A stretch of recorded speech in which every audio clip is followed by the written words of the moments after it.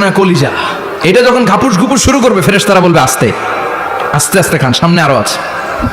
Buffet ডিনারে যারা খেয়েছেন, বাফে ডিনার মানে যেখানে অনেক খাবার দেয়া থাকে, 5 স্টার 7 স্টার হোটেলে কেউ আপনাকে সার্ভ করবেন, আপনার প্লেট নিয়ে আপনি কি খাবেন আপনি জানেন, আপনি নেবেন। ওইখানে সব কিছু অনেক আইটেম থাকে। আপনি কাবাব খাবেন, শিক কাবাব, ফ্রাই কাবাব, ঝাল কাবাব, জালি কাবাব, কাশ্মীরি কাবাব, হায়দ্রাবাদি কাবাব, ইউরোপিয়ান কাবাব, টার্কিশ কাবাব, 8-10 ধরনের কাবাব থাকবে। সুবহানাল্লাহ পড়েন।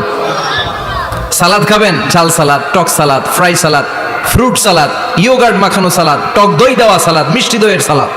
সালাদের 7-8টা ধরন থাকবে। মুরগি খাবেন, গরু খাবেন, মিট আইটেম অনেকগুলো থাকবে।